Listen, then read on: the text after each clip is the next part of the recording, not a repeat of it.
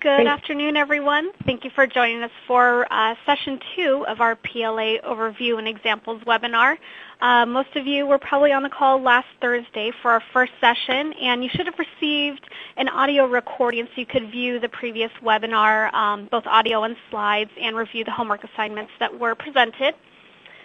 A couple things before we get started again. Obviously, we're doing this the same as before, where the audio is broadcast through the phone lines. Again, please use the discussion box on the left-hand side of the screen under discussion area. If you have any questions that came up last week that you didn't have a chance to ask, please feel free to enter those throughout the presentation. And as well, if you have any new questions from this week, we're happy to answer those. We'll have several designated question and answer sessions throughout the presentation. So please feel free to enter questions as you have them, and we'll make sure to answer those for you. Also, we will be recording this presentation as well, so just as before, either Friday or Monday you'll be receiving both the audio and slides for this presentation, so you can view those again as well. Just as last week, just to recap our presenters, we have Diana Bamford-Reese, who is an Associate Vice President at CALE. We're also joined by Judy Wertheim, who's our Vice President for Higher Education Services at CALE. And our two external presenters, we have Linda Fonte, who's an Associate Dean at St. Joseph's College, and Jan Holtman, who's a Coordinator of PLA at Spring Arbor University. So again, thank you to all of our presenters. We're happy to have you back this week, and we're looking forward to adding on to our presentation. And with that, I'm going to turn it over to Linda. Hi, everyone. Good morning, afternoon, wherever you may be at this moment, and welcome back. I thought before I went into my presentation that I would ask if you had any questions about what you read last week from the portfolio book, anything you read about St. Joseph's College, anything that I presented, any things you needed clarified. And if you don't have any of those questions, I'd like to know what your role in the PLA process is, and do you have and after reading our background statement, knowing that St. Joseph's does not use a course equivalency model, what are your thoughts on that, and what kind of model do you use? And if you are new to this process, what kind of model do you think would fit with your students?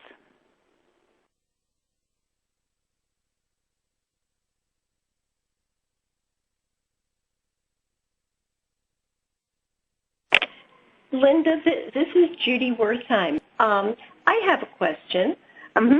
How do you record the credit?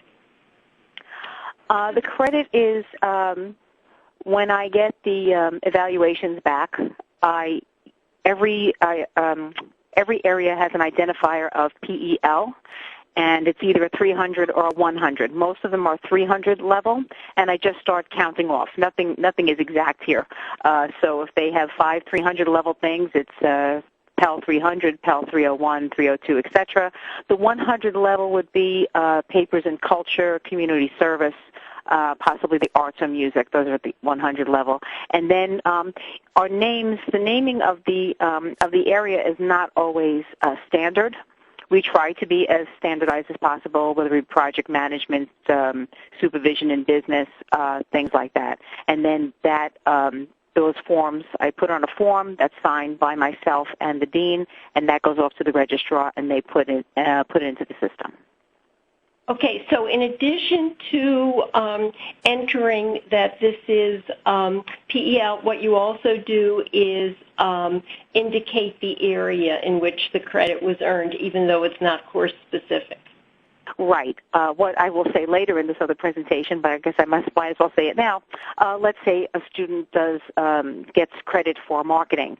We would write marketing in business so that if they take a marketing course, it would be distinctively different. So the transcript would know, yeah.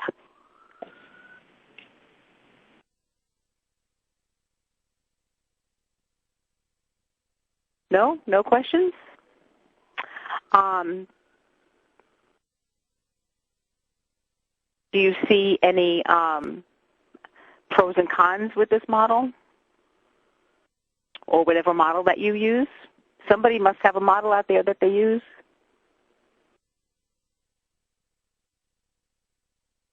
If anyone has any questions or answers for Linda throughout the presentation, please feel free to enter those in the discussion area on the left.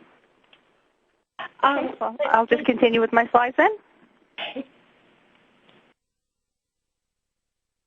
Okay.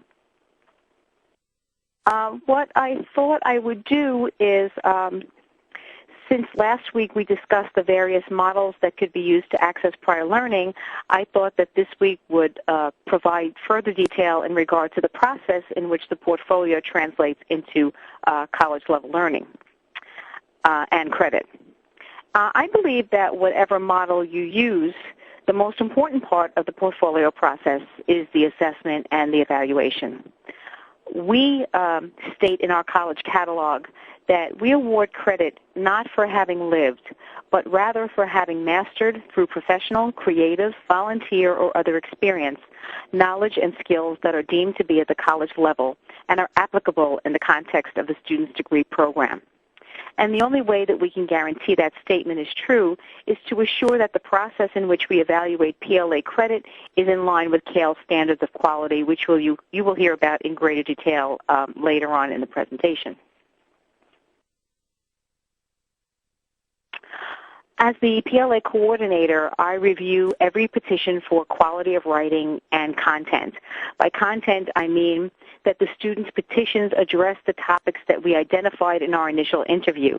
Sometimes students will go off and write about something else that I told them that they could not write about, so I do not want to send that to an evaluator. I will give them the opportunity to redo it and try to fix that up before it goes out. After I've read all of them, I determine the appropriate evaluators, drawing from faculty or outside experts, depending on their education or their expertise. Many times I don't have someone. I once had a student who wrote in fire safety. They worked in a outside of this country, worked in a fire department because we would give our own fire department credit for their training, so there was no credit there. Others in airline sort of topics, but thank God for Thomas Edison, who has a myriad of evaluators, and I was able to get one from there who could do it. I specifically reviewed the entire portfolio for any duplication of learning. As students who have multiple areas for which they can potentially receive credit occasionally overlap the topics, such as management and supervision.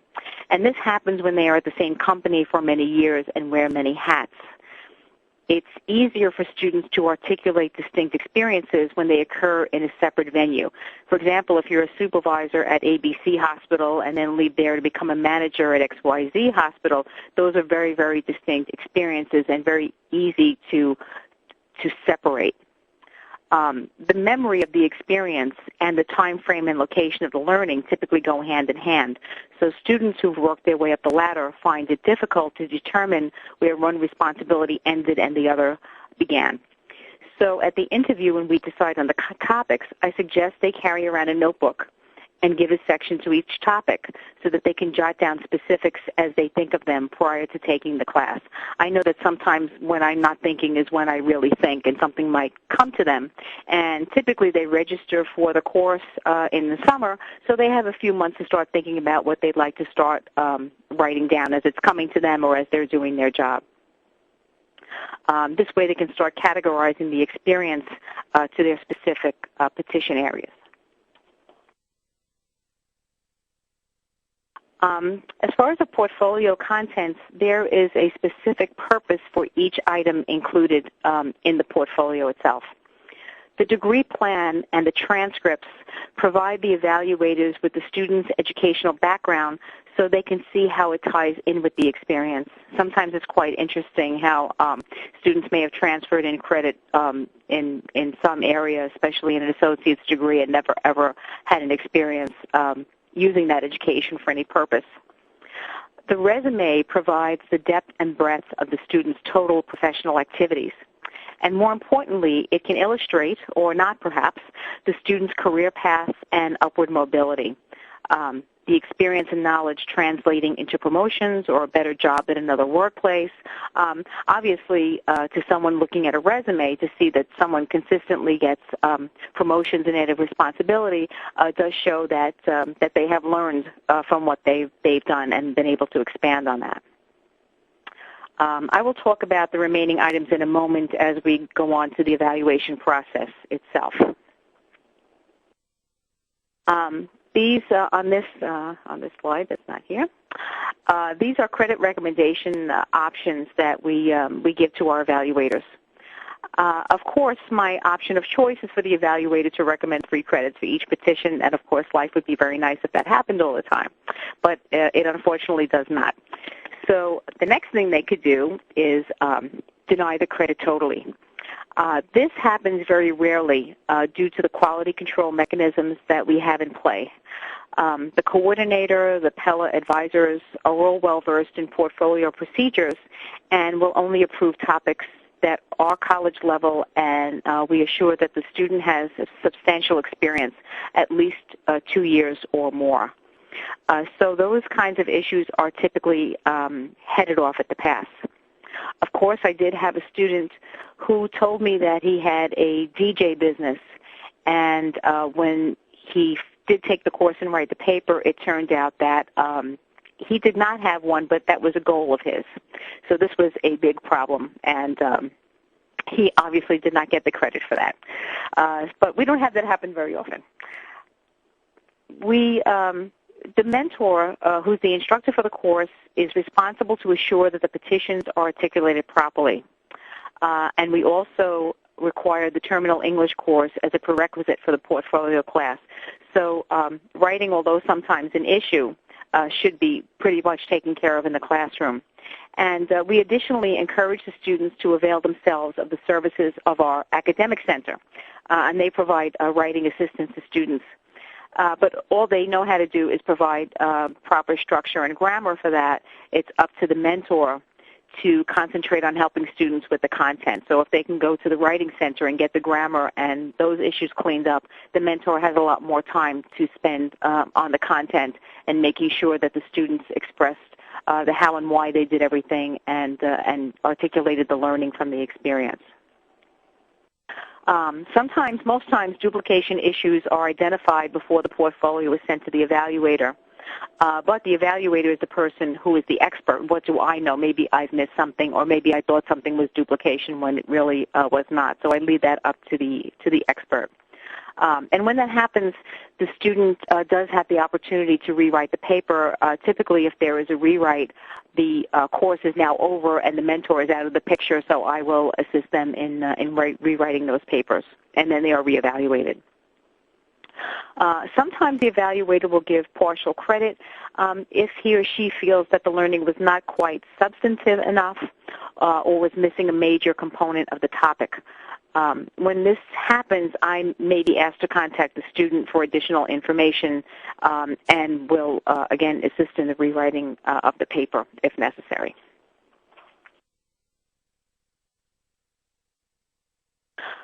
The role of the evaluator is to be very specific in regard to exactly what they're recommending the credit for in regard to the skills and competencies, and they must attest that this is college-level learning. Thus far, we have used a form where the evaluator free writes. My counterpart at the other campus has a rubric, which I might be moving to. It might be easier for them to use that. If the student is, as I said before, seeking credit in the same area as a course that we offer, marketing, for example, it's not necessary for the student to address every competency in the course, as we don't use a course equivalency model for our PLA. Students who earn credit through portfolio are also permitted to take a like course, as we see the credit for the portfolio as any institution would give credit for an internship or a practicum. For example, students who take a management course can also complete an internship in management and receive credit for both. So that's the way we look at it. A matter of fact, we encourage students to do this as they would benefit from learning the academic theory, which then they can compare to and enhance what they have learned from experience. So it always helps them to take the course because they know what they know and what they've learned, but there are other theories and other methods and other things out there that they might know and could benefit from learning. And as I mentioned before, the credit would be identified as marketing and business, marketing and healthcare, as opposed to simply calling it marketing, so that there is no confusion on the transcript if they took this credit elsewhere. The evaluator also indicates the level of learning, as I said before, the 300 level or the 100 level, which is pretty much standard, as well as the possibility of liberal arts designation. Most of our students, as I said, do not have petitions with liberal arts because they mostly use professional credit. As I said, we have areas. One big area is in culture, as I said, if they've lived in another country for 2 years. Art, music, maybe journalism, poetry. As I said, those are pretty rare. Another item that's included in the portfolio is support materials, which also assist the evaluator. We do have instances where a student has earned a certificate or CEUs that do not translate into direct transfer credit, because we do not give credit for CEUs, and we only give credit for a certificate in which there is a comprehensive exam involved in awarding that certificate. Students can use the portfolio then to petition in those areas and provide that particular certificate and other support materials to enrich the essay. So if they got a certificate in something like Six Sigma, that's not, some of them are not credit worthy because they're not coming from a standard association. So they can write in that, and they can use that to support what they're saying. Other support materials for petitions can include items that the student has developed, typically forms that streamline procedures. They've written internal and external manuals, presentation charts, graphs, that also attest to the learning that they taught themselves how to do these things, how they analyze something, which the evaluator can see. There are some institutions who grant PLA credit, and they rely more heavily on support and validation than they do the essay itself. I did teach this at NYU for a couple of semesters, and the essays were typically not as important or not in the forefront. It was more the support material and the validation. Every petition needs to be validated. We have to know that they did what they said they did. The best source for a student for the validation is a letter from their employer. A comprehensive letter of validation can provide the evaluator with an additional insight into the student's experience and learning. I advise students to obtain letters that not only say what they did, but how well they did it. The more elaborate your supervisor can be, the better off it is in supporting what you have said that you do. Validation is an important component to the PLA's process in regard to integrity because it proves that the students experienced what they articulated. We don't want someone getting something off the web or from someone else and saying that they did it. They do have to prove that they did what they said they did. We do have times where students are not able to provide a letter from a supervisor. They've not been at that job for a long time.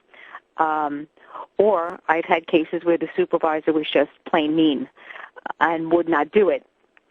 Sometimes supervisors who do not have bachelor's degrees do not want their underlings to get a bachelor's degree, so they will put things in their way to not let that happen. I don't know if you've experienced that in your institution with adults. They won't let them go to get to class and things like that. So sometimes people are not quite helpful. I don't know, but that's the way they are. So at times I need to dig deep to find validating documents. I will take tax forms, employee appraisals, letters of award or praise that they've gotten, even a letter from HR just stating that they were there, anything that can prove that they had this experience. And I also encourage students at this point not to burn any bridges when they leave a job. You never know when you need a letter of validation, of all things. Probably never thought they'd need that.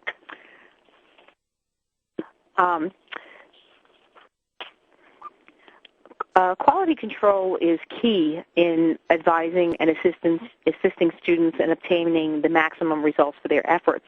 And these components all work together to assure that the credit awarded is valid. We validate the student's qualifications. The advisement process is sure to guide the student in the right path, either portfolio or exam, what they can possibly earn credit in, and also being realistic about what they can earn credit in. Typically, an award here is 9 to 12 credits. In my 20 years, 27 is the maximum. In my 20 years, I may have seen 3 or 4 people that actually did achieve that. As I said, the validation is key. The mentor is sort of controlling the whole thing, making sure that they write what they're supposed to write, that the quality is there before it even gets to the evaluator, and then, of course, the evaluators using their expertise and integrity and in providing their assessment for the portfolio. Any questions now? Linda, this is Judy again. I have a question. Mm-hmm. You talked about validation and documentation. Mm-hmm. What if I really am interested in Civil War history, and I have done a lot of reading in my own living room about Civil War history, and I know enough about it so that I think I have college-level learning that's the equivalent of 6 credit hours. What kind of validation do I provide in cases like that where I don't have a supervisor who can write a letter of support for me? Well, then I send you for a DSST exam. Okay. Okay. But I think that's an important point, that if there is another way other than a portfolio, certainly it is a quicker way for the student to try to earn the credit. But let's take a different subject for which there is no DSST exam. What do you do if I have done independent learning? I have never come across someone that had an area in which it was not job-related, or, I had the person that I mentioned last week, the champion drummer, who received music performance. So he came in his kilts and he performed in front of a music class. So the evaluator could evaluate that.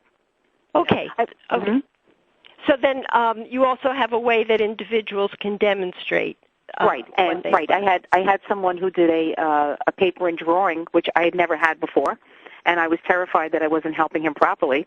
And when I sent it to the evaluator, she actually liked the paper, but his portfolio of drawings was not really, he didn't give me anything really great. It was really surprising how he knew what to do, but he didn't give me enough supportive evidence in his drawings, and I gave him time to do that and never heard from him again. So I don't know why he stopped drawing. Okay. But I think you just have to be sort of innovative about how you determine how someone can prove something. I mean, perhaps if it was in history, proving I'm a big Revolutionary War buff, proving that I went to certain historic sites, you know. To say that I learned from it, because I probably could pass a test in Revolutionary War or been able to write a paper about it. But, you know, even in that, in a history area, that's a lot of facts and stuff like that, which someone can get off from a book or someone can get from the Internet. So it's sort of difficult to give credit for that, I think. Well, in the way we do it. Okay. Okay, thank you. I just wanted to, one last question, similar to the performance that the student who was a drummer did. Is it possible to have an interview with a faculty expert in a particular academic area to supplement the written portfolio? Right. I've never had that happen, but I would recommend that if necessary. I mean, many times if as the mentor, if I'm not sure the student is exactly on the right track, I will send what I have to the person who will probably evaluate it to find out ahead of time, because I don't want the student to keep rewriting something because I think it's not right, when it really is the evaluator who makes that determination. I also had another person who was writing in a medical terminology, and it didn't seem to me that the paper was substantive because he was talking about codes and things like that he used. So I sent it to the person who was going to evaluate it, and she said, I not only would give him the credit, I'll offer him a job. Oh, my. So it was a lot better than I thought it was, but it's not my opinion that counts. So I leave it up to them. Even if I'm not quite sure of the quality of the paper, I will send it to them because I'm not the expert. Thank you. We have a couple comments and questions really quick before we move on to the next presenter. Actually, just a note for all of our presenters, if throughout the presentation, if obviously we end up using many acronyms, if you can just make sure to kind of spell those out just in case there's anyone joining us today that wasn't on last week's portion of the presentation, just to kind of keep everyone refreshed on what those mean. And Linda, one of the questions that popped up was, do students have the option to complete their portfolios electronically, either through eFolio or something like that? Well, our course is also offered online.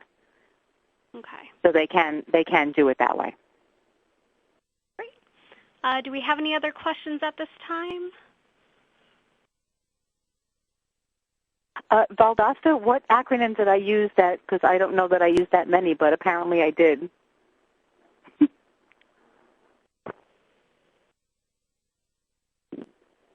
If you'd like to let me know what you didn't understand, and perhaps I can explain it.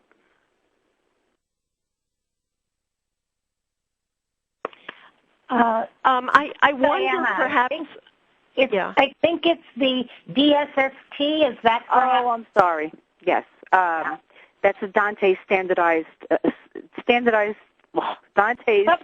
subject standardized test.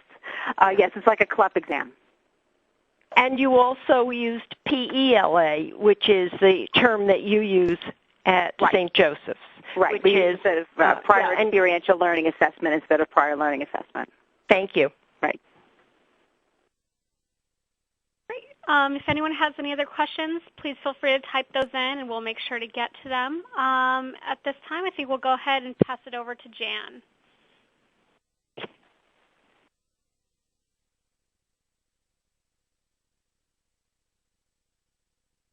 Jan?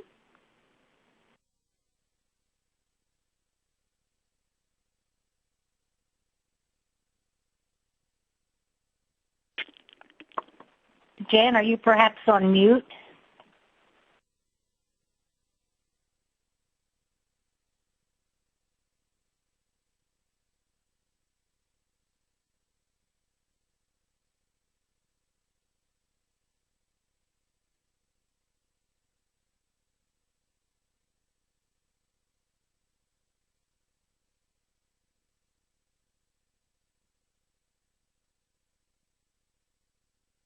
Tracy, do you think that it's possible for you to contact Jan another way and tell her we can't hear her?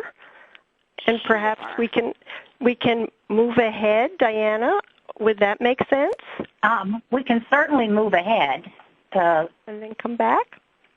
Yeah, and let's see if we can reach Jan in the meantime. Let me advance the slides quickly to where we would next be. Okay. So this is Diana. Good afternoon. Thank you for joining us again. And we will try to locate Jan and see what's happened with the audio there. Let me pick up at this point with my part of the presentation. And just to review that last week we talked about the definition of prior learning assessment. We looked at the history of tail end prior learning. And we discussed the 4 basic approaches to prior learning assessment: standardized testing, challenge exams, the evaluated non-college programs such as those done by the American Council on Education, and then we talked a bit about the individualized assessment or the portfolio. We also then, today, we've looked at the model for St. Joseph's College, and we hope we'll be able to go back with Jan and look at the Spring Arbor University model. And, of course, you had reading assignments about both of those models, and we hope that later in this webinar you will have some questions about them. But now we're going to take a look at the quality assurance principles. There are 10 standards for assessing learning that adhere to these quality principles. And the source for the principles is CALE's publication, Assessing Learning, Standards, Principles, and Procedures, which was reissued in its second edition in 2006. So that is the source for the 10 standards. And now I'll be reviewing them with you one by one. I know you can read. These are such essential and crucial standards that I'm going to read them along with you. These slides contain some questions that you might ask to see how well you're in compliance with the particular standards. We're not going to look at each of the questions, but I will make some comments about each of these standards. I mentioned last week that there was a major affirmation of the credibility and reliability of the prior learning process when three very prestigious organizations, the ACRO, ACRO being the American Association of Collegiate Registrars and Admissions Officers, the American Council on Education, and the Council on Higher Education Accreditation, all came together and endorsed the CALE standards for quality prior learning assessment. So this was a very important thing to have happen to affirm, as I said, the credibility and reliability of this process. So let's look at the standards now. The number one standard, and they're all important, but some of us like to say, well, this is the most important, and that's why it's number one. And by the way, the standards are divided. The first 5 are academic standards, and the second 5 are administrative standards. And so you'll see how that falls. But this very important standard is credit or its equivalent should be awarded only for learning and not for experience. For learning and not experience. And say a little more about that. Experience is an input. Learning is an outcome. And the credit is for the learning. And if we confuse learning with experience, it dilutes the meaning of creditable learning. So again, the credit is awarded only for learning and not for experience. Okay, the second standard, assessment should be based on standards and criteria for the level of acceptable learning that are both agreed upon and made public. For example, undergraduate college credit should be awarded for undergraduate level learning, and a professional credential should be awarded for learning that meets the standards of knowledge and skills of the related industry or the profession. And then graduate level credit should be awarded for graduate level learning. The levels of learning should be defined by criteria. And a question that you might ask yourself, are we public with our criteria and definitions with students and amongst ourselves? The third standard, sounds like maybe we have Jan. Jan, I'm back. Good. Well, how about if I just continue? This is Diana. That'd be fine. And then we'll come back to your piece. Welcome back, Jan. Thank you. Okay, so the third quality standard is assessment should be treated as an integral part of learning, not apart from it, and should be based on an understanding of learning processes.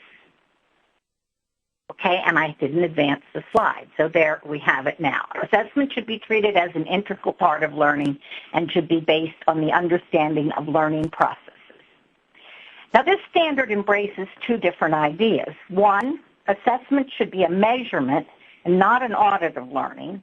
And two, how assessment is done is an outgrowth of beliefs and assumptions about learning. A primary purpose of assessment is to inform and guide learning. Every model of learning suggests a role for assessment and feedback as part of the process.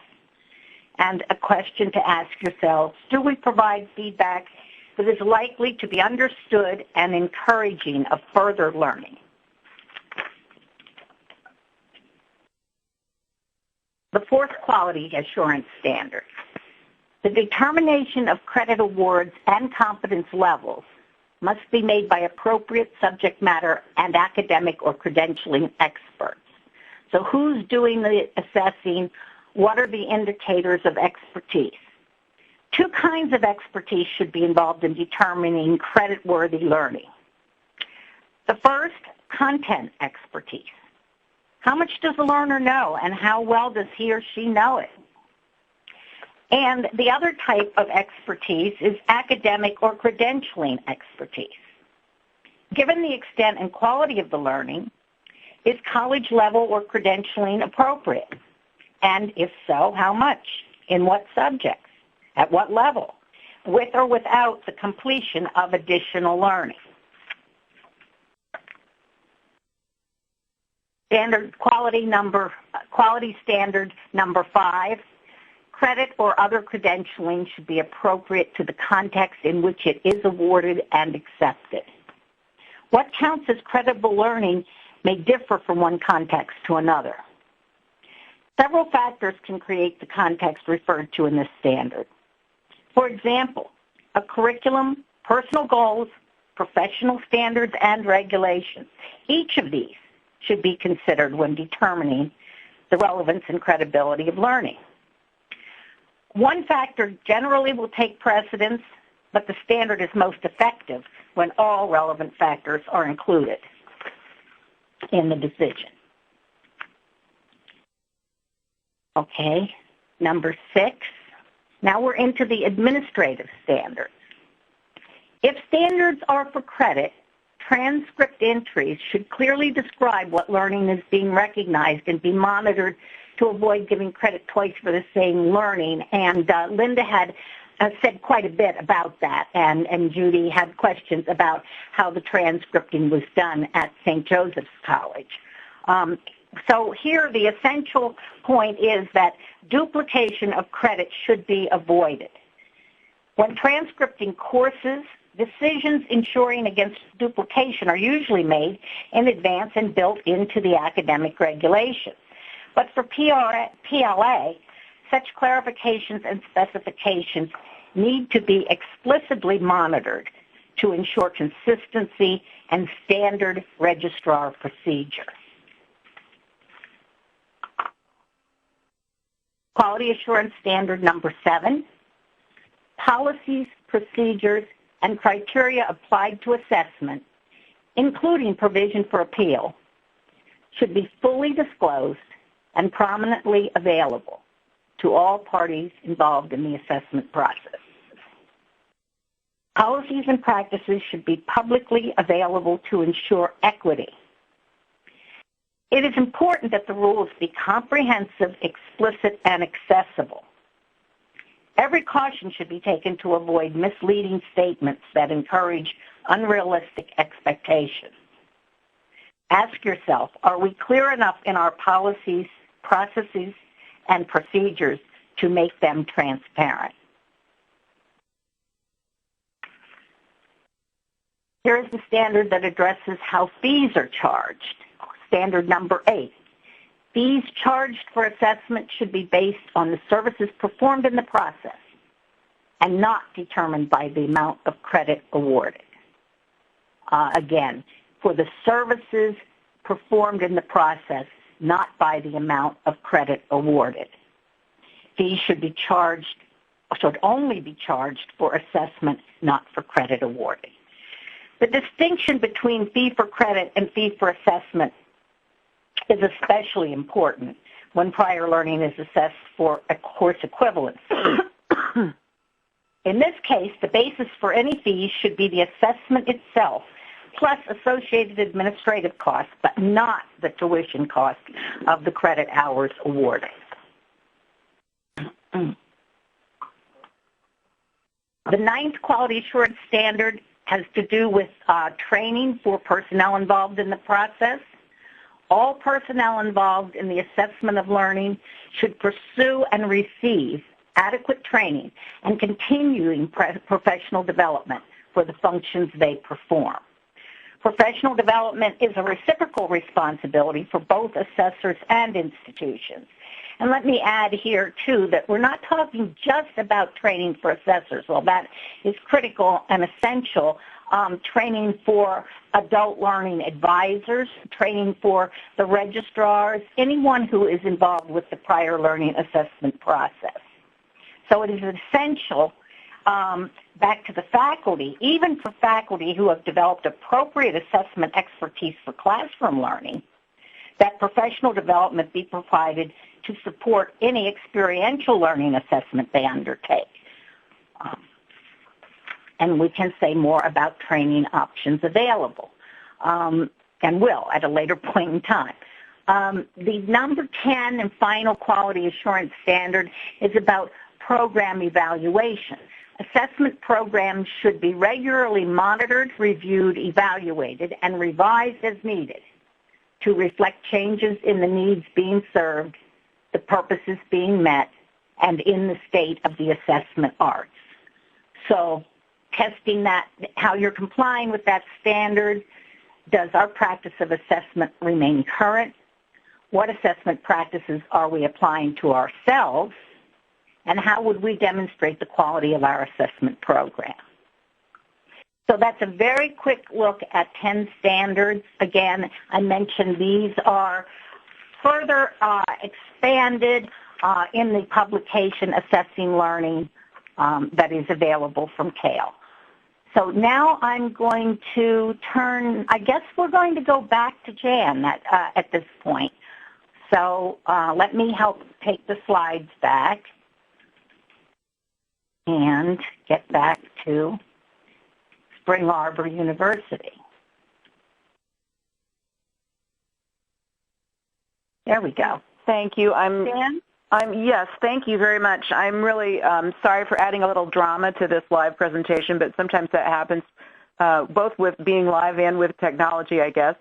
I too would like to take a couple of minutes just to refer to some of the homework that you did last week and ask what some of your impressions are of some of the materials that you read. But while you're thinking about that, let me just say that during Linda's presentation, I found myself nodding along with a lot of the things that she was saying in terms of how credit is evaluated and what options evaluators have and quality control standards and that kind of thing. So even though we can only hear very limited amounts and we can't see any of you, I sort of kind of imagine all of you sort of nodding along in the background.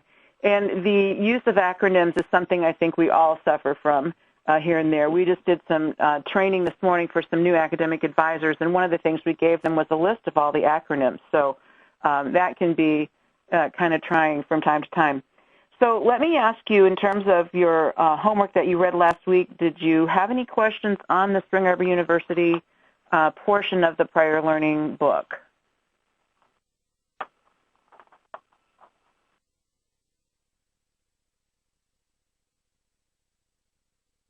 Okay, any impressions as you read through the life learning papers in terms of the process or the length of the paper, anything like that?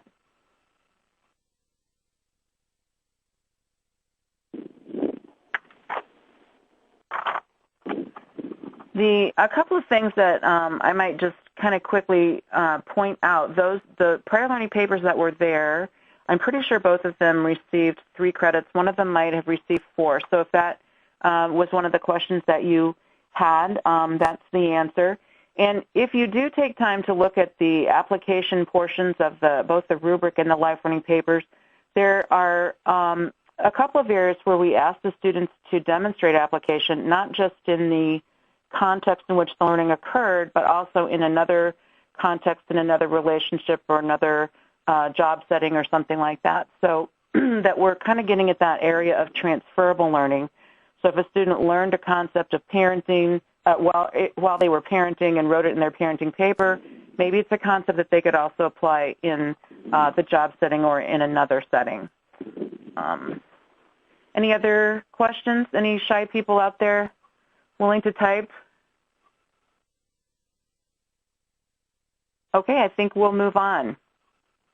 As we noted last week, prior learning is alive and well at Spring Arbor. We awarded about 900 credits last year, not counting the credits that we transferred in through ACE and exam credits, but that we focus on 2 types of prior learning.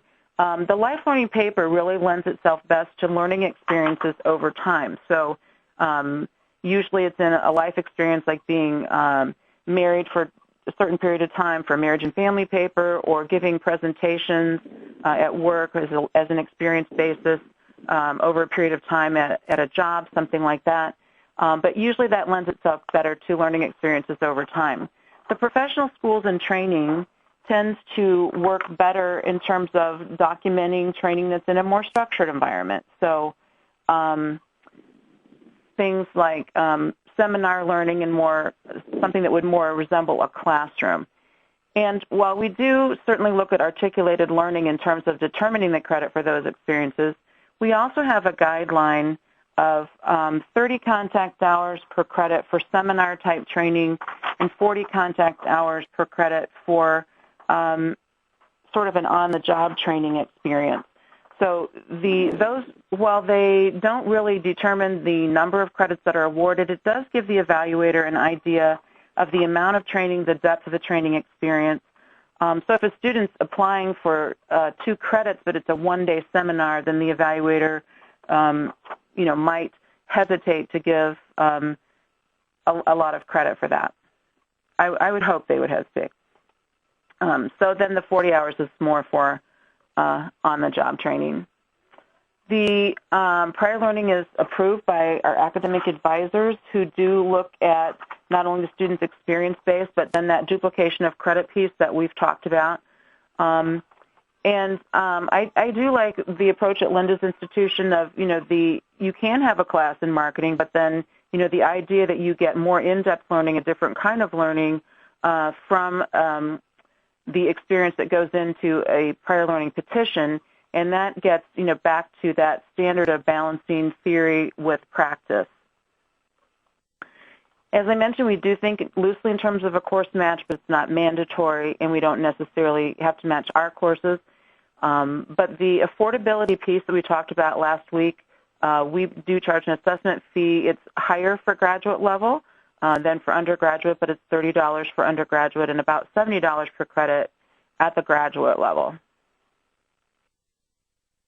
The advantages that we have found as we've evolved into the submission of the individual pieces have to do a lot with time, and the fact that when a student's not putting together such a large document as a portfolio can be, that they can fit that into their degree plan a little bit better in terms of the time that they have that's available to do that. So a student can write, assuming they are a good writer and they have time to do the research, they can work a paper into a couple of weeks if they have time to dedicate themselves to that. And evaluators can fit the evaluation into their schedule more easily. We give them 2 to 3 weeks for evaluation, but really the whole process takes a little bit longer than that when we talk about travel time for the paper or processing, copying, that kind of thing that happens on either end. It is true, though, that even though the pieces are smaller, sometimes procrastination is a huge problem for students. Probably none of you have ever experienced anything like that. And we do have a flurry of activity 2 or 3 months before the graduation deadlines of people who struggle to get their papers done, even though it's been a part of their academic plan all along. But how students sometimes can be in terms of waiting till the last minute. And usually, while we certainly caution students not to take this last-minute approach towards submitting their prior learning pieces, usually what I tell students is that it did work one time for one student in about the last 20 years that I've been doing this, where we had a student who I think he figured he needed to do 5 life learning papers in order to make it to graduation, and he needed to submit one every 5 days or something in the month and a half that he had. And he was a really good student. He was a good writer. His wife was an editor. He totally got the process, and he was actually able to pull this off, even with a couple of rewrites in the process. But it's really one time in 20 years. It's not really that good in terms of odds. So we really do want students to take time to do the process properly. so that there's time for processing and for rewrites if they have to do that. The prior learning process is offered to any student in our system who qualifies, and by qualifying we're talking about having an experience base, of course, and then for main campus students, they need the approval of their department or the registrar in terms of fitting that prior learning piece into their academic plan. We have some majors like nursing and social work which use prior learning in a more limited way because of accrediting issues.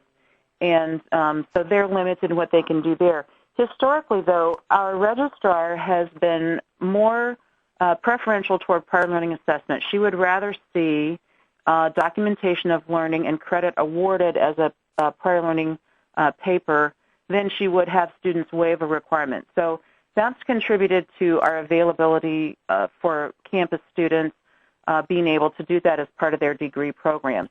And of course, usually those students who participate are students who are older and returning to school, some in traditional areas like education where people are returning to get certified to teach, but then in some other non-traditional areas as well. So we've had students in, for example, health and human performance majors who've written for their general education requirements in wellness, perhaps, or maybe some of the lower level courses in their major. I'm working with a business student right now who's working on an effective business communication paper based on management experience that he's had.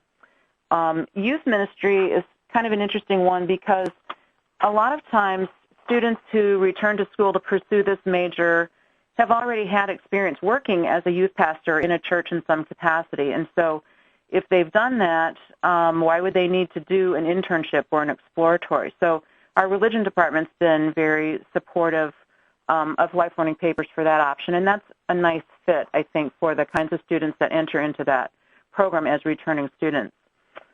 Teacher education has been very supportive of the prior learning process. In fact, they have actually created some of their own guidelines for courses like the diverse learner, early childhood development, reading problems, some of those courses. So they've been supportive in allowing their students to do that. And again, it's usually older students who, decided they've had experience in the classroom because they've been working as a paraprofessional or something like that, but now they want to be certified.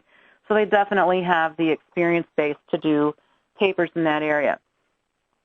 I'm also working right now with a couple of students, one from Guatemala and one from Mexico, who are working on a foreign language minor, I think, for their teaching certification.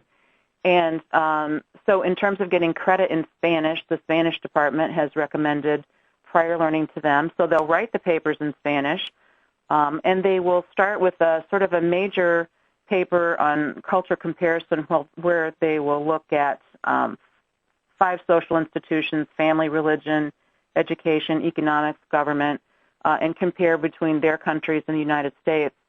But we've also talked about doing papers on women's issues in those countries, missions work that students have been involved in those countries, which sometimes are pretty heavily related to women's issues because widows in those countries don't have very much of a standing. And then if they've had experience with immigration issues, that kind of thing. So I think those papers could be really interesting. Of course, I'll probably never really know because they'll be written in Spanish, so I won't be able to glance through them. Plus, we do tell our students that their life learning papers are confidential between them and their evaluator. So that's sort of another piece that would keep me from actually finding out how interesting those papers are. I think a lot of times people who have questions about establishing a prior learning process at their facility, and I really would kind of like to know, this is a sidebar, but getting back to one of Linda's original questions, where are people out there in terms of their prior learning process, and what are you looking for in this seminar? Are you trying to get started? Are you just trying to see what other people are doing? But in terms of how one originally gets faculty buy-in, and I think the other presenters certainly will have maybe more to say about this part, but there are a couple of things I think that would help that situation. One is, just the fact that there's an established national organization like CALE that confirms that this is not some fly-by-night, isolated, sort of trendy educational thing that we want to try, but that it's a practice that's sanctioned, it's encouraged, it's supported, and that there are many, many institutions that practice prior learning assessment as a legitimate way to help students earn college credit. So, just the fact that the organization exists and has answered that question, can we effectively assess non-college learning for college credit? So that's a big one, and it just really takes communicating and educating the people at our institution to let them know that, this is a really viable option, and it's totally out there. Other people are doing it. It's not just us, and it's a really valuable tool for adult learners. And I think another thing is building on what faculty know already. And so the concept of having an internship or having a co-op, those concepts are very familiar to faculty. And they know that those are valuable experiences because they provide those kinds of things because they think that experience is the best teacher. Or if it's not the best, it's at least a very good teacher, especially when you pair it with the theory that students learn in the classroom before they go out to those experiences. So then, if you can justify or make that correlation between internships and co-ops, like a lifelong internship perhaps,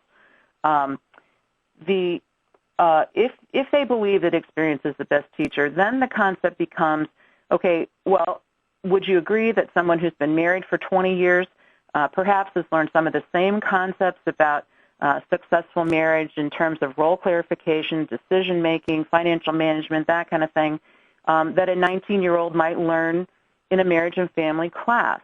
And so if the answer to that question is yes, then it becomes just a matter of, okay, well, if you believe that that's true, then how do you go about documenting those experiences so that the student can be awarded credit? And there again, that's where CALE has been a great support in terms of articulating the best practices, which Diana mentioned, in terms of those 10 standards of quality control. The protocol that we have in place right now for our prior learning, it was important to us to get our protocol put in one document, which we hadn't really done because we had some pieces of it in the college catalog, we had some pieces of it in our prior learning materials, but we just recently made that a priority to get our protocol gathered in one place. So even though there were documents we could hand students that did have our policies in writing, we didn't really have everything all together.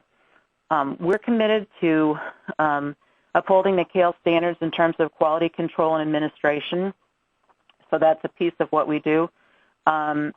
We do have a policy that only students who are enrolled at Spring Arbor University can do prior learning, and so the exception to that is GPS students who maybe have not been actively enrolled for a while but want to come back and finish up. That's graduate and professional studies. That's for Valdosta. So that they can finish up their degree. And we do have a maximum of 30 credits that students can earn in prior learning toward a bachelor's degree, and that number is 10 toward an associate degree and 9 at our graduate level. All prior learning comes through the Office of the Coordinator of Prior Learning Assessment, and that's for quality control reasons and for tracking reasons, just so that we know where all these pieces are. We do, as policy, transfer in prior learning assessment from other schools, but we have a list of approved schools whose credits we'll use, mostly because we want to make sure that they have appropriate standards for awarding prior learning credits. So we look at their program and we look for things like, who's evaluating the credit? Is it faculty? Do they make a point of talking about giving credit for learning, not for experience, and that kind of thing? So we do have a list, but before you get on the list, you have to prove that you're doing CALE things. As the coordinator of prior learning assessment, as Judy mentioned last year, I'm under the auspices of the Office of Registration and Records, but I'm responsible for the workshop curriculum for life learning papers, for putting together the workshop schedule around the state in terms of where those are going to be, training the workshop instructors. I try to teach a workshop at least once a year so that I am in touch with the current curriculum that's out there, making sure everything works properly. I recruit and train evaluators, maintain records of prior learning, comings and goings, send daily reports to all of our off-site locations for the prior learning assessment activity that's gone on that day. I work directly with on-campus students in terms of identifying topics that they can use and helping them to get instruction and training in the format so that they're preparing appropriate documents. I post prior learning credits to students' transcripts for the undergraduate program and facilitate the posting for the graduate and the main campus students, and monitor then all aspects of our prior learning assessment piece to make sure that we're in compliance with CALE standards and with our own academic policy. Technology, we could do a lot more than we're doing, and part of that is because if you're work at a small institution, you might be able to relate to this, but it's really the prior learning piece is only one of many responsibilities that I have, and so there's really a lot that I would like to do that perhaps I can do in the future but haven't up to this point. I mentioned last week that we have our tracking program and access so that we know where all the materials are as they come in from the sites, and it helps me prepare evaluator payroll. We do offer our workshops online, and I do have students who submit electronic submissions of their papers, but the challenge that I have, which is to get evaluators to evaluate an electronic copy, because most of them would rather work with hard copy, which we do. So there's that. And then really one of my total favorite low-tech pieces that we have as part of our program is that we have these large interoffice envelopes that are distinctively printed for prior learning assessment. And the advantage of that is that when a life learning paper or PST arrives in a faculty's person's office and hits their mailbox, they can identify it right away as being prior learning assessment, something that needs attention, and something that's time sensitive so that it doesn't sit there forever. And I'm not saying this about anybody who's a part of this seminar, but some faculty offices are a little bit disorganized, and so having those distinctive envelopes, I think, helps them even keep track of the things that are in their possession. The life learning paper rubric, and I'm not really pretending that you can totally see what's going on here, but I did want to include it just for a couple of reasons. One is that I totally stretched my technological capabilities getting this slide together, so I did want to put it in here even if I didn't say anything about it. But it just kind of gives you an idea of one of the things that I mentioned last week is that we do award credit on a credit, no credit basis, but we want to be sure that stuff is at a C level or better so that we can verify for other institutions who might be transferring credit or for employers who might be reimbursing students for credit that this is not, this is work that if we were giving it a grade would be a C or better. So this just kind of gives you an idea that we look at several different areas of the paper.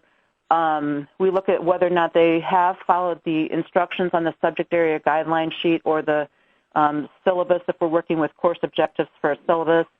So that's one piece that the evaluator looks at. And then is the paper at a C level in some of those other areas? Have they effectively used Kolb's model to demonstrate what their experiences are and what the theories they've learned from those experiences are?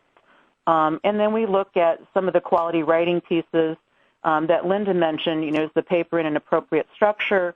Have they done appropriate research as they've supported their own conclusions? Do they have the proper APA formatting that we require for the documentation of for their in-text citations and their reference page? And then is there a problem with grammar mechanics? So the idea is, and if the evaluator cannot give them a C in any one of those pieces, then we would give them the flexibility to return the paper for it to be beefed up in those areas. So that's kind of how the the rubric works. The challenges that we sometimes have at Spring Arbor, one challenge that I have is reminding faculty that really we're looking for learning. We're not looking for experience. That's not what we're giving credit for. Sometimes faculty will look at a particular training experience and say, wow, this stuff really looks great, and this is a really neat thing that this student did. And so let's give them all this credit. And I have to remind them that that's great, that the training was wonderful, but we want to make sure that the student can articulate something that they learned, just because they went doesn't mean necessarily that they learned anything. We've been doing this for such a long time that really it's time for recruiting new faculty. We have some people who've been reading for a long time in different areas who are retiring, and so it's time to replace them, or at least increase our pool of trained faculty. It's difficult because people are busy, and this is such a sort of a mainstream part of our culture in graduate and professional studies that there's a lot of new faculty that don't realize that we have this need. So that's one of the challenges that I have. It's really time too for more training on our main campus as faculty are younger, and the older ones who were here in 1983, 84 when we started this process are gone. So I think we could have more participation from campus faculty, campus students being recommended by campus faculty if we did some more training.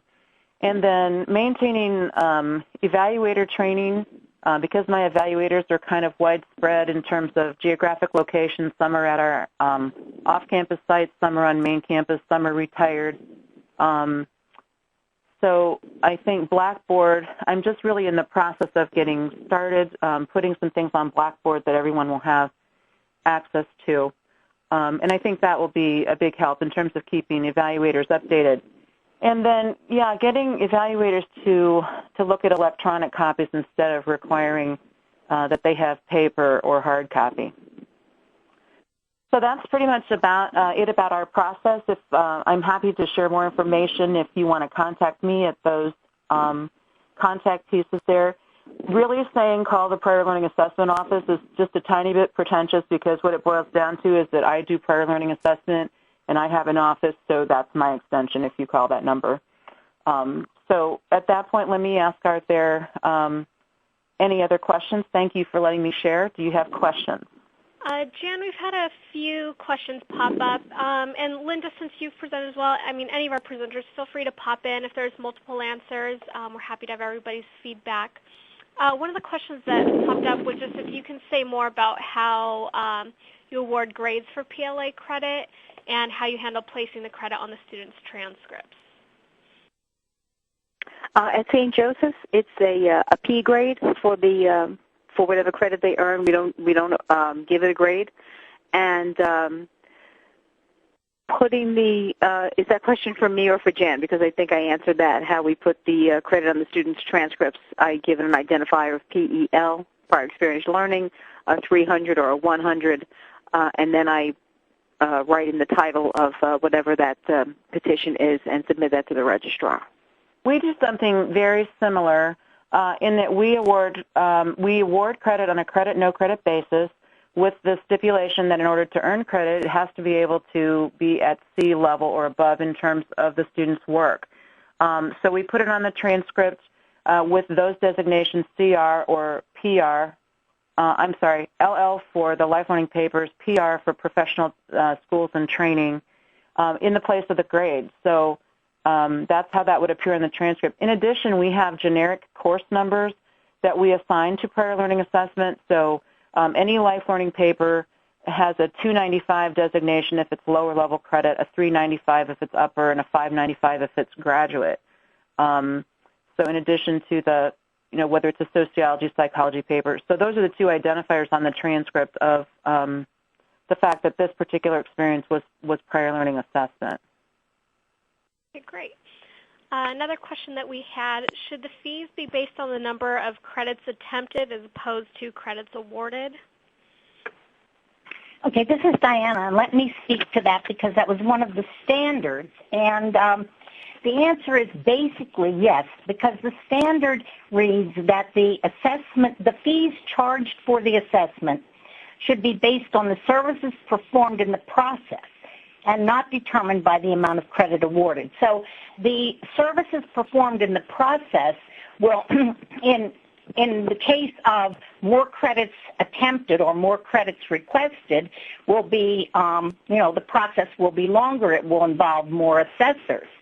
So that correlation would apply, that it would be basically for the number of credits requested and not those awarded. And there are different models that different institutions use, and maybe Jan and Linda could speak to their institutional models, but there are some institutions that have a flat assessment fee regardless of the number of credits that are being requested. There are other institutions that have a sliding scale that might say anywhere from 1 to 12 credits requested has a certain fee attached to it, 13 to 20. They'll divide it up into chunks. Again, going back to the standard that says the more credits that are being requested, the more work is going to be involved in the process of doing the assessment. So that's the way the fees are set, and never for the number of credits that are actually being awarded. Would Jan or Linda, would you like to add to that about how your institutions manage fees? We have, with each prior learning assessment piece, there's a petition page that goes with it on which the student records how many credits they're requesting that paper be assessed for. And so that determines the number of credits that they're charged for. We do have it in blocks so that credits 1 through 9 assessed are $30 a credit, but you get a sort of a blue light special. Credits 10 through 19 are $300, and then credits 20 through 30 are $600. So we do have that division, but it's based on really the number of credits that are on the petition that students request. And if they request 4 credits but they get only 2 credits, and they never rewrite the paper to beef it up to the point where it might be worth 4 credits, then they're still charged for those credits, the 4, regardless of the fact that they didn't actually earn those. Right, because that's what they were requesting. Yeah. Right. Okay, thank you. At St. Joseph's, we charge a flat rate of $250, which they are charged on their bill when they register for the portfolio course. So, and the maximum is 27, so they can conceivably get 27 credits for $250. Do they also have to pay tuition for the course? Yes. Mm-hmm. Yes, because they're receiving 3 credits for that course. Right. So they pay the regular tuition for the course, but a flat assessment fee. Yes. Let me just mention that there are, in the book that you received, the 11 institutional models there, most of them have a section that talk about not only how they charge for the assessment, but also how they compensate the assessors. So that's something that you could find in that book. Right. Jan, we had one more question that came up during your portion. It said, who evaluates the assessment program and how frequently is it done? Who evaluates the assessment program? I think that also might relate to one of the standards. Actually, if I'm reading that correctly, it relates to standard number 10, which is assessment programs should be regularly monitored, reviewed, and evaluated. Okay. And I'd like to volley that one to Judy, if I may, because Judy has a lot of experience with the program evaluation. Thank you, Diana. I think that there are several ways. I think it's a great question. Thank you for that question. There are several ways that a program can be evaluated, and one way it can be evaluated is for the institution to collect data about the success of the program and the success of students who earn prior learning assessment credit. Another way it can be evaluated is an internal evaluation to determine whether the program does conform to standards and to the mission of the institution. Another way it can be evaluated is if the institution contacts CALE. CALE does a review of prior learning assessment programs, very often prior learning assessment programs that have been in place for a while, or prior learning assessment programs that are just getting started, and we help review the principles and procedures of those programs.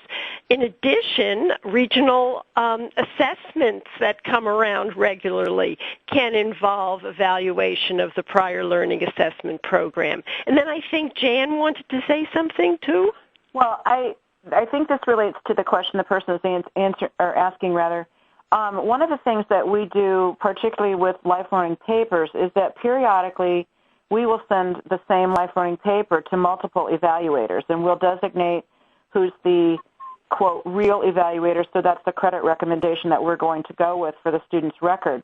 But we send the same paper blindly to the other evaluators, and then when all the results come back in, then I compile those, get the evaluators together, and say, okay, let's take a look at this. You're all psychology faculty, but here's how you evaluated the paper. And so they can have a discussion in terms of the standards that they're looking for. And we have an idea, too, that we're being consistent or inconsistent, if depending on the evaluator to whom we send the paper. So that's kind of a fun thing, and that's one thing that we do in terms of evaluating that process for our students. I think Jan and I are from parallel universes. We wrestle with the same issues. It's really funny. I've been chuckling while I've been listening to you. But one of those issues is that we wear many, many, many hats. This is one of my smaller hats, actually, because we have so few students that take advantage of this. But as issues do come up, I do meet with my counterpart on the other campus with a few faculty members to talk about how we'd like to change the program, things that are not working. As a matter of fact, the last time we were meeting about something else, I mentioned the fact that since it's very difficult to get a class to go, we usually like to have 6 students in the class, and sometimes I don't even get that.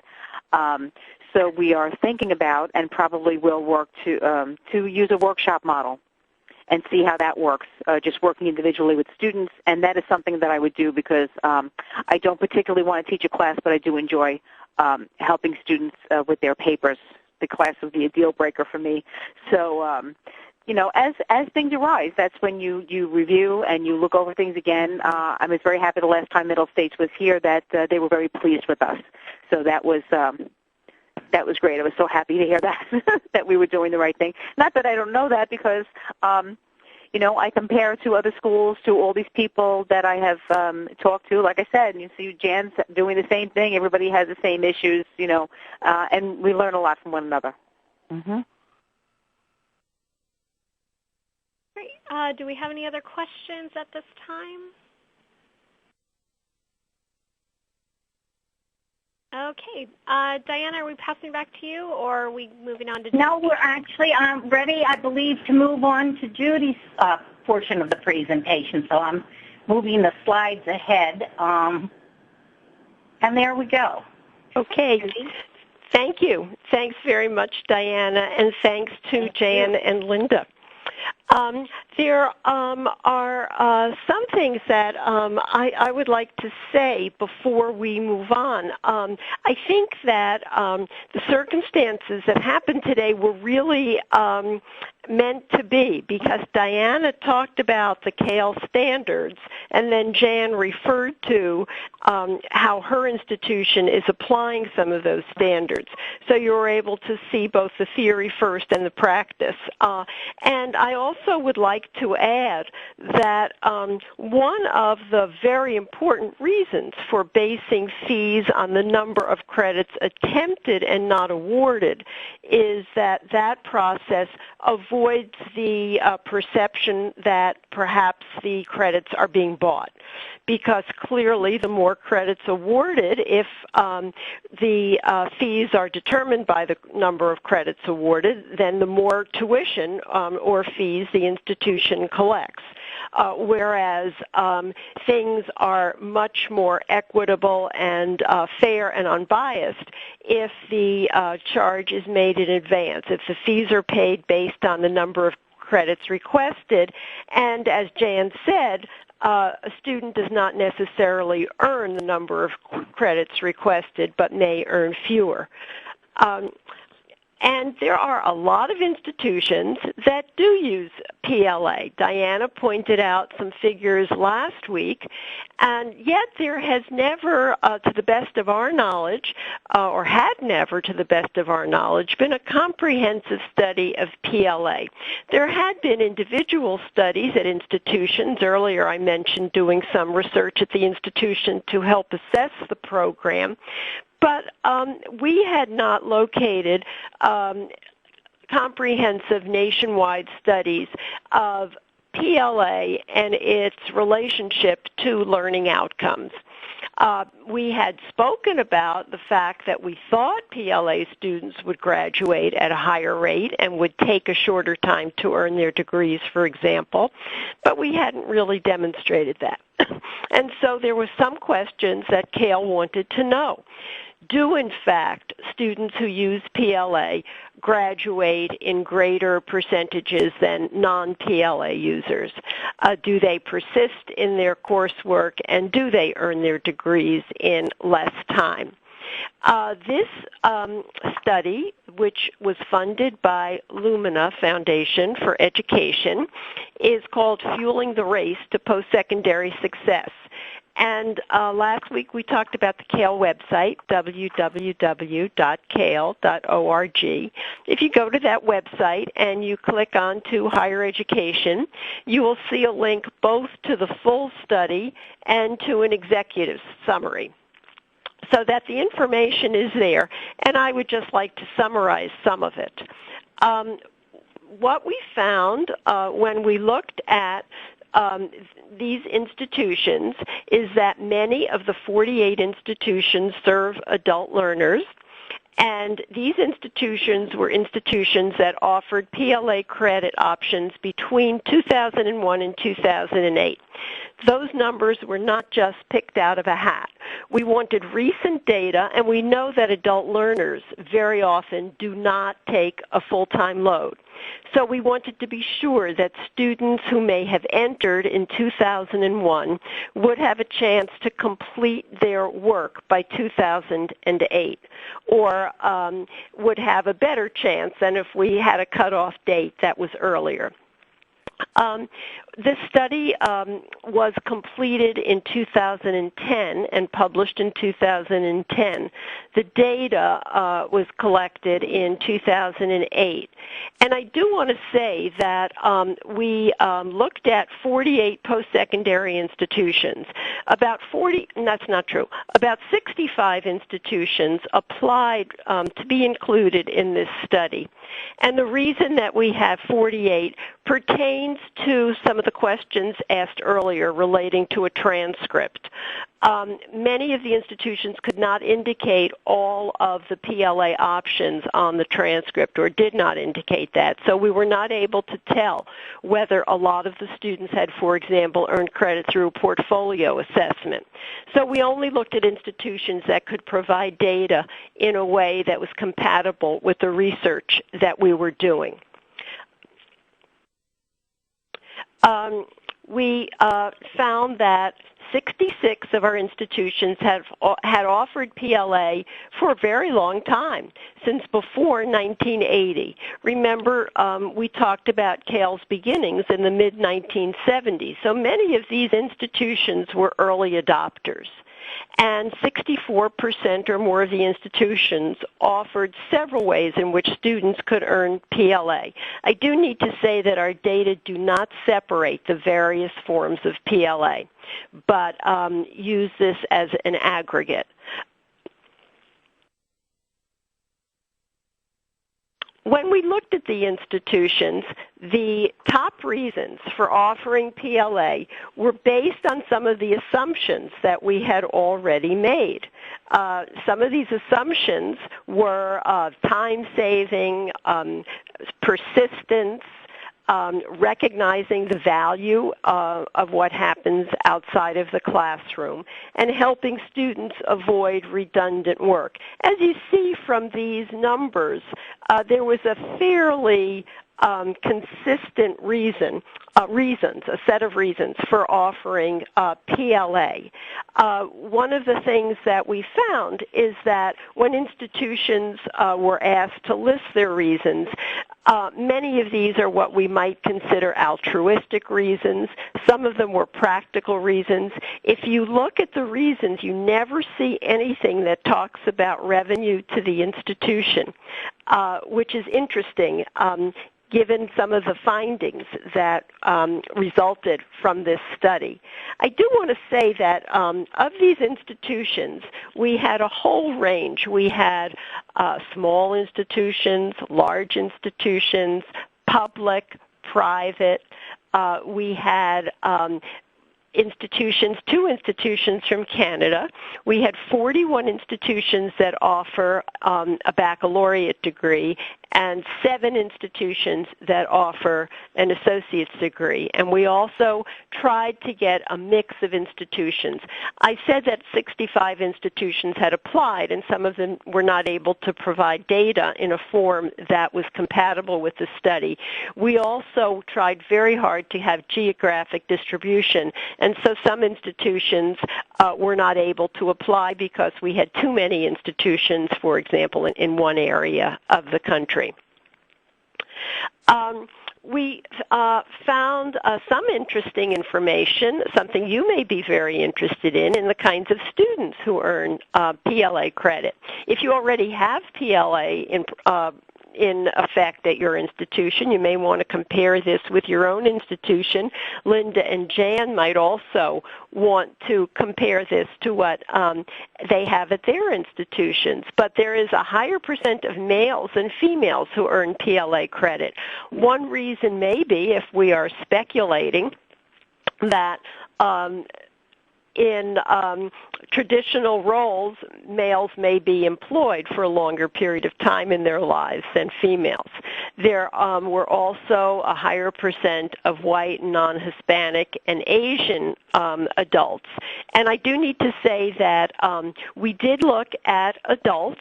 We only asked for the records of students who were age 25 and older. We looked at over 62,000 student records, so this was not a small number. We had a large number of records, and of those 62,000 students, about a quarter earned PLA credit, 3/4 did not, but they were all adult students. And there were slightly higher percentages of people aged 35 to 54 who earned PLA credit. We're not sure why. And one of the things I do want to say is that there are guesses that we have about some of these questions. The study raised a lot of questions, and we hope that we will be able to answer some of those questions in the future. But we did get some answers, and here's one of the impressive answers that we got. If you look at this, you'll see that among the students who did not earn PLA credit, that means the students in the left-hand part of this graph, 78% did not earn a degree or a credential, and 21% did graduate when we combine both the associate and the baccalaureate degree. When we look at students who did earn PLA credit, what we see is that 56% did graduate and only 44% did not earn a degree or a credential. When you compare 21% to 56%, it's a pretty impressive difference. A pretty impressive difference showing that having completed some credits via prior learning assessment is associated very strongly with an impressive learning outcome, and that learning outcome is graduating or earning a credential. Particularly today, when the emphasis in so many states and at so many institutions and nationwide is increasing the number of graduates, it looks as though PLA is a strong motivator in helping people complete their academic degree and attain their academic goals. If we look at the institutional level, 2-year versus 4-year, we find the same thing as you saw in the earlier slide broken out. But look at the 2-year difference, which is on the left. For those of you who might be at 2-year institutions, this is very impressive, I believe. 87% of students at a 2-year institution who did not earn PLA credit also did not graduate. We found that for those who did earn PLA, only 47% did not graduate. That's nearly double. And so we find that very impressive.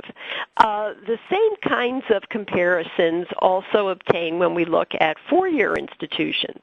Among students who did not use PLA as a way of earning credit, 76% did not graduate, whereas only 45% of those who did earn PLA did not graduate. We talk about ways of convincing the faculty and the administration that prior learning assessment might be a helpful tool for the institution and a helpful tool to remove barriers to adult learners. These data confirm that. They confirm that learning outcomes are affected for students who do use prior learning assessment as a way to earn credit and are significantly effective.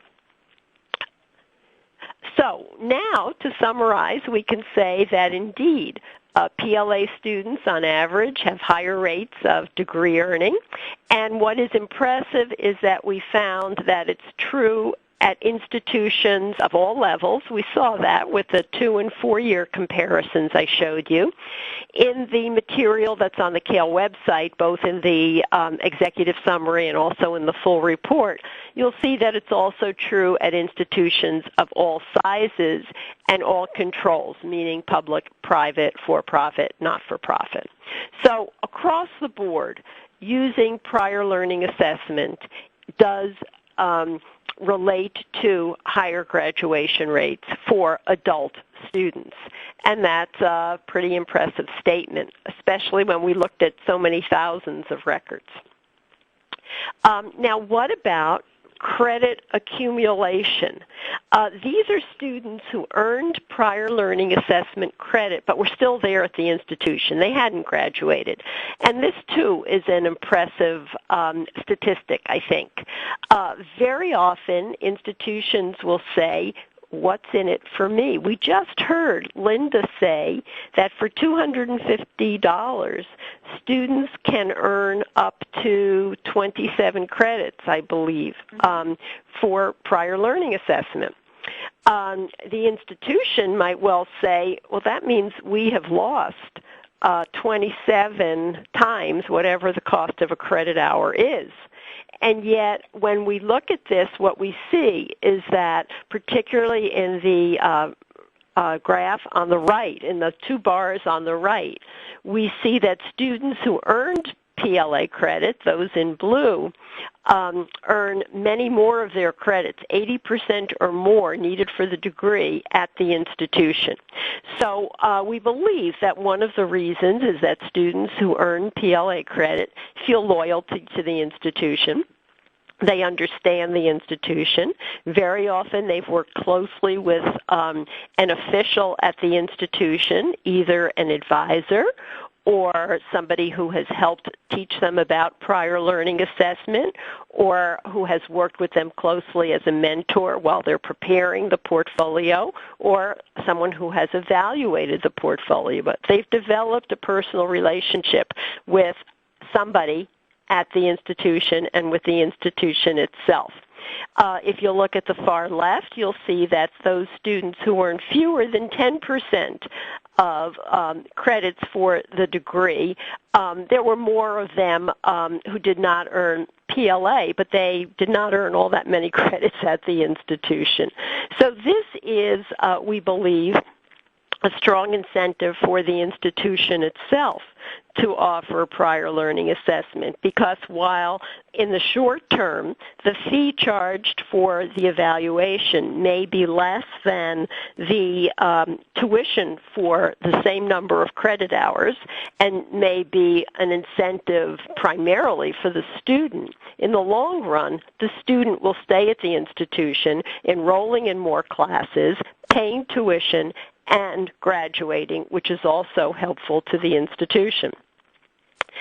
When we look at the number of years, not only the number of credits, but the number of years that students who earn prior learning assessment have been at the institution, we find the same thing.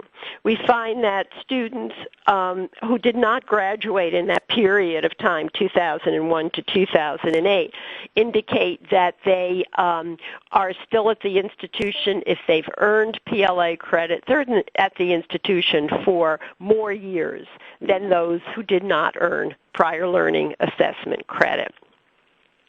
And the last slide I showed you was non-consecutive years. This side is consecutive years, and we find the same pattern. One of the reasons that institutions offer prior learning assessment, if you remember the slide that was back a ways when we looked at reasons for offering prior learning assessment, is that it helps the students save time. And what we find is that in general, that is true. What we found is that PLA helped both, let me go back a little bit, that PLA on average helped students who were earning a bachelor's degree save a significant number of months, and fewer months were saved for students earning an associate's degree. However, what we find is that when you consider that a semester might be 6 months, even associate's degree students are helped in terms of saving time. And once again, all of the details are in the publications that I referred you to. Just as different institutions have different ways of implementing prior learning assessment, there are also different kinds of policies. And so what we found is a wide range of policies about prior learning assessment. Some institutions, it can be used to meet general education requirements only. At other institutions, it can be used to meet the requirements for a major only. And one of the bullet points we don't have here is that at some institutions, it's only used in specific programs and for specific degrees. But it is a choice that students at those institutions have about how they would like to earn their degree. And it's a choice like any other choice they have, such as whether to major in French or in physics. Once again, I want to tell you that this study is available on the CALE website. It's called Fueling the Race. And if you have questions about it after you read it, I hope you will feel free to get in touch with me. What we found, though, remember I said that there were 41 four-year institutions that participated and 7 two-year institutions. We realized that we did not have a very large number of two-year institutions. And so once again, funded by Lumina, we looked at a larger number of two-year institutions. And we looked at over 80 two-year institutions. And I'm the first person to tell you this was not a scientific random sample. We looked at institutions that are participating in Achieving the Dream. We looked at institutions that are participating in the program to explore the applied baccalaureate degree. We looked at institutions who were members of various regional groups. And then we also looked at institutions that were represented at conferences that CALE staff happened to attend. So this was not a random study, but we did look at over 80 institutions, and we had a questionnaire that people filled out. And I think that what's important is that nearly 3/4 of the respondents think that they're going to be seeing an increased demand for PLA in the future. Increased demand probably from their students, but also I think from their governing boards who are seeing that PLA is one way to help students earn that degree. Based based on this research, and also because the CALE board had been talking about the possibility of helping students earn PLA credit, CALE has a new initiative that I want to speak briefly about, and that's called LearningCounts.org. LearningCounts.org was just launched in January, and it is a program that uses an online platform, and it helps students earn all forms of prior learning assessment credit. Our partners are ACE and the College Board, and credit recommendations will be sent on an ACE transcript so that institutions will be familiar with the way the credit recommendations are submitted to them. Learning Counts has a brief assessment of whether this particular path, earning prior learning assessment credit, is appropriate. I mean, we heard about the person who plans to become an entrepreneur and be a disc jockey, but PLA was not appropriate for that person at the time he spoke to Linda. Same thing with LearningCounts.org. Is Learning Counts and prior learning assessment appropriate? Students will be guided to the best way to earn college credit for learning. There is a course, a theory and practice course. It's called CALE 100, and it was itself evaluated by ACE in February, and ACE recommended that students who complete this course satisfactorily earn 3 credit hours at the undergraduate level. There is faculty assessment of PLA portfolios. Remember, one of the standards is that a qualified academic expert review the portfolios. As I said, there is a record on an ACE transcript, and there is an archive of the electronic portfolio. This is all done electronically. The pilot phase began in July 2010, when we were funded by the foundations listed here. And in the pilot phase, we began to recruit institutions to be part of the pilot, a 2-year commitment by the institution. The class began this winter, and we kind of kicked into full gear with a website this winter. If you'd like to learn more about it, all you have to do is go to learningcounts.org, and you will see some information about Learning Counts. We think that this will serve individuals who are already enrolled at institutions, and this is not to supplant programs that are already operating and are robust programs. Instead, it may be to supplement the programs. There are some institutions, for example, that have come to us and said, we have so many portfolio submissions, we can't keep up with them. Can you help? There are other institutions who have said, we would like to expand our PLA program. While we're expanding it, can we be part of LearningCounts.org temporarily? LearningCounts.org will also serve unaffiliated institutions, people who are thinking of going back to college but haven't yet, particularly perhaps people in states where there are a lot of students who have some college but no degree and are just testing the waters again. Will also serve employers and industry groups to help employers help their employees increase their skills, organize their skills, identify transferable skills. And we heard earlier about transferable skills that can be identified through developing a portfolio. Colleges, as I said, are being included as part of the pilot group. You can see a list of the pilot institutions, And many of them are interested because this will allow consistent application of PLA standards. We were asked earlier about evaluation of the program, and we heard about testing for reliability and having several assessors assess the same portfolio. Well, this will also apply consistent application of PLA standards. We have developed, as I mentioned, that course. We've also developed a training program for faculty assessors. Again, there may be institutions that don't have a PLA program but would like to have one, and this may be an option for them.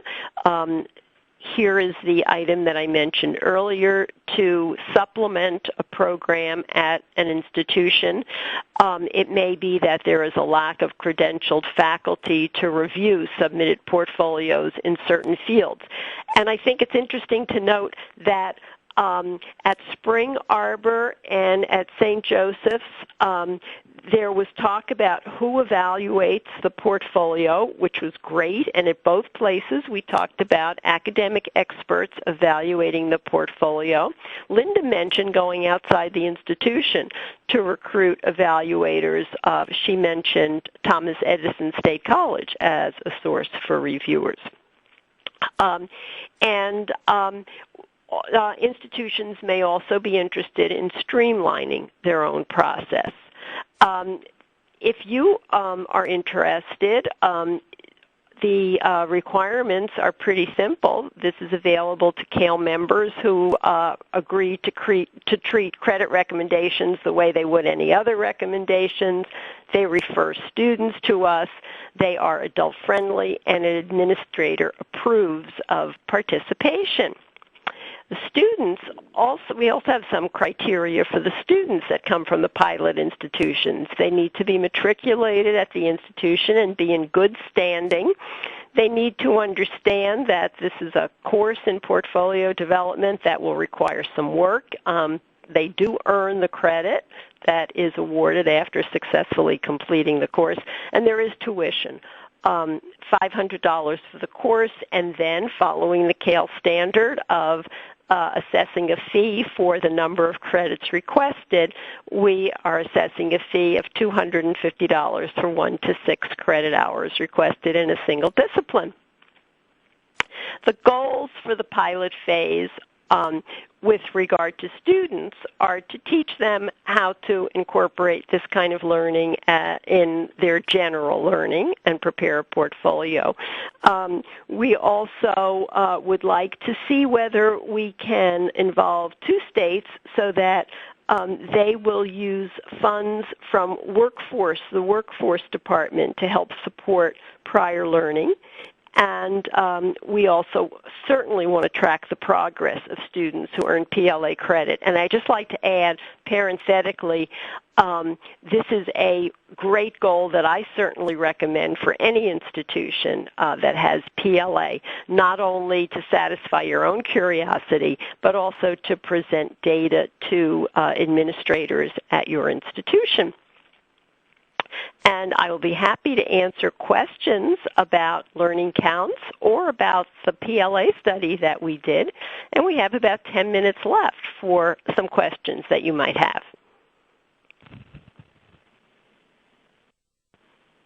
Any questions?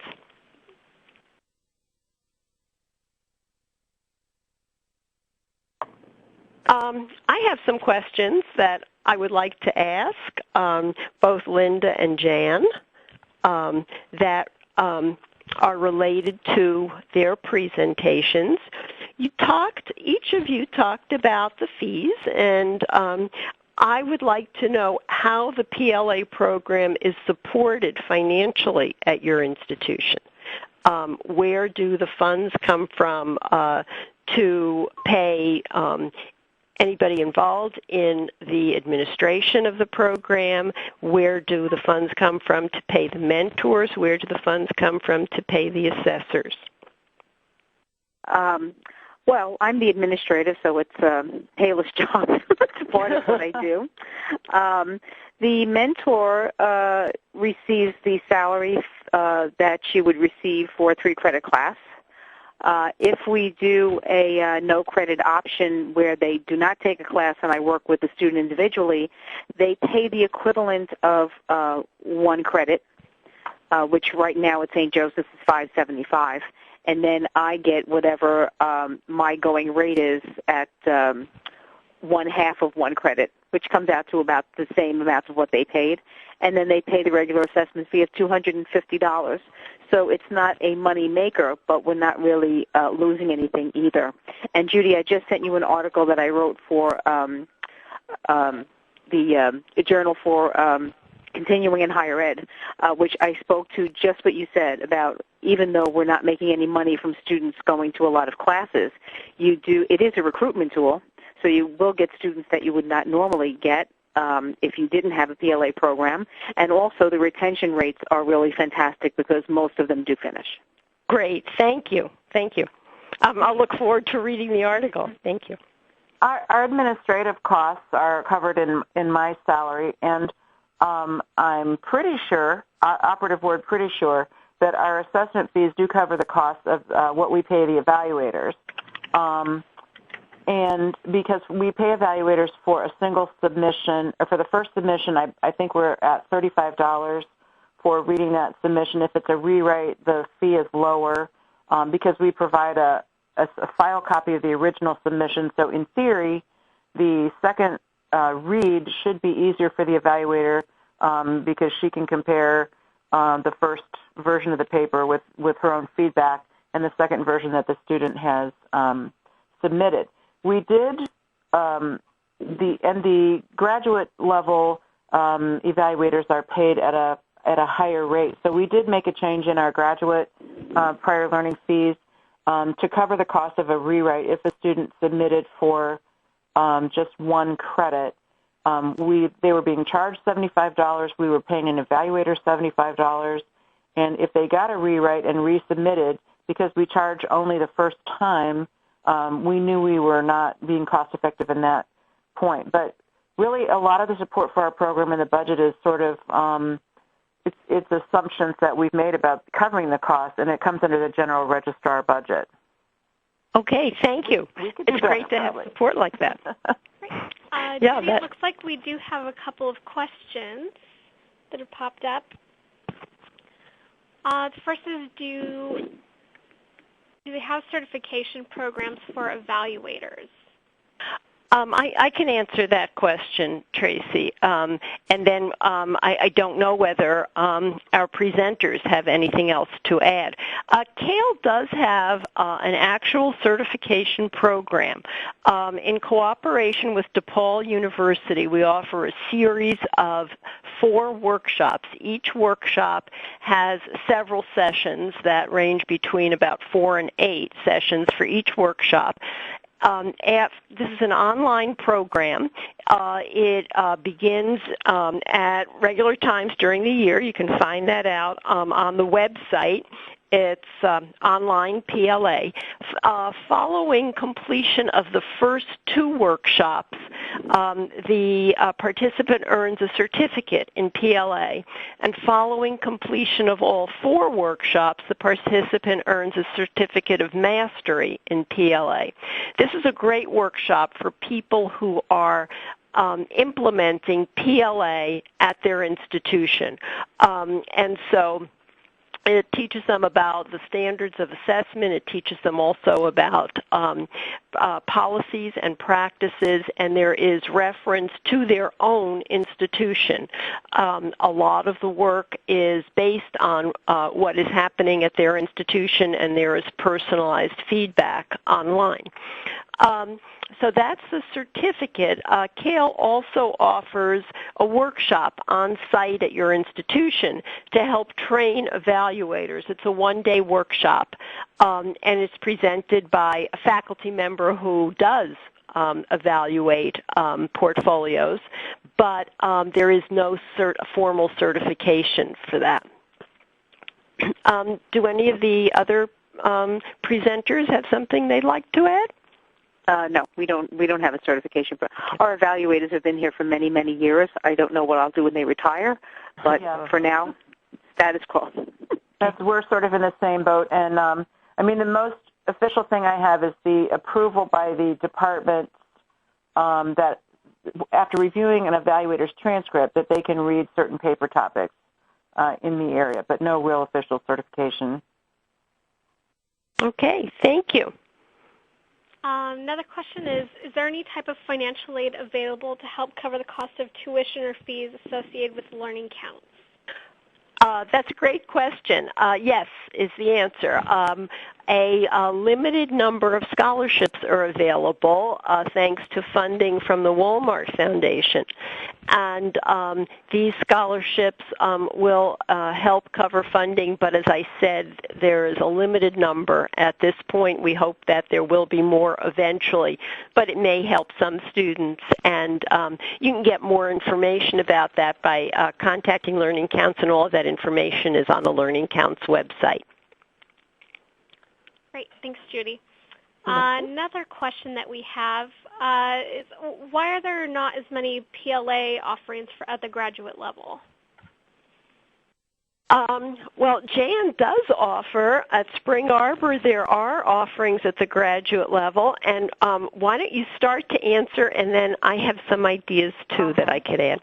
Yeah, I think one of the reasons that it's not as prevalent as it is at the undergrad level is that you're simply dealing with a total fewer number of credits that the students are earning toward that degree. So there's not quite as much leeway in terms of elective credits. Some of our graduate programs don't have any room for electives.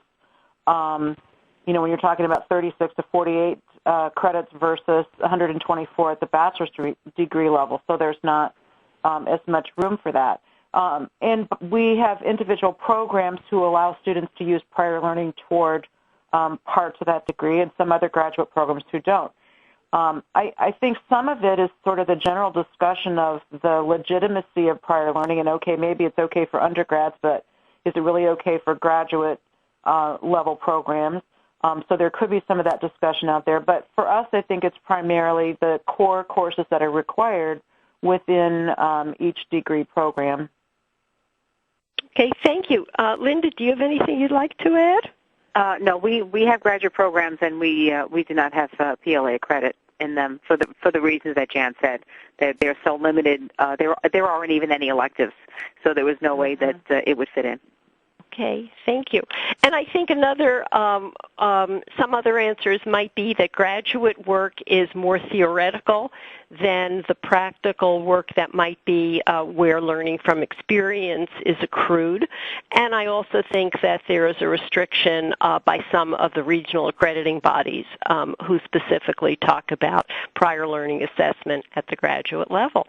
Okay, well, thank you. I see we're nearing the end of our time, so I'd like to turn the slides back to Diana. Diana? Okay, thank you very much, Judy. And I would just like to review for all of you some of the other options or resources that are available to help your school develop or refine your prior learning assessment program. And some of these have been mentioned. Judy just talked a bit about the online PLA certification program in answer to one of the participant questions. She's also mentioned some of the consulting that CALE does to help with program evaluation or to train assessors. So there are CALE publications available. I talked about the book that has the 10 standards assessing learning. You can find these listed on the CALE website at www.cale.org. Under the drop-down box, click on publications and you'll see how you can order any of the CALE publications. There are some that are specific to prior learning assessment, and there is a subcategory for those. The CALE Annual Conference every November is a wonderful resource for learning more about prior learning assessment. There's an entire track of workshops during the conference that are dedicated to prior learning, and even a lot of the other workshops address prior learning assessment in one form or another. And this year the conference will be held in Chicago, and it's November 9 through 11. And there is a separate section on the CALE website dedicated to the conference, and the online registration is up and available. You have all these resources. You can learn more about them, again, at the CALE website. And we want to thank you very much for participating in this webinar series. And if you'd like to continue the dialogue about PLA with your CALE colleagues, we have a very active group on LinkedIn. It's under the Council for Adult and Experiential Learning, and then there's a subgroup for prior learning assessment. And there's been a lot of conversation this week about different issues related to prior learning assessment. So join us on LinkedIn. And again, thank you for being with us. Here's some contact information. You can go to the website addresses there, go to the events link, and here are the email addresses for Judy and myself. Jan gave you hers in the slides, and I think Linda just put hers up a while ago here in the discussion area. So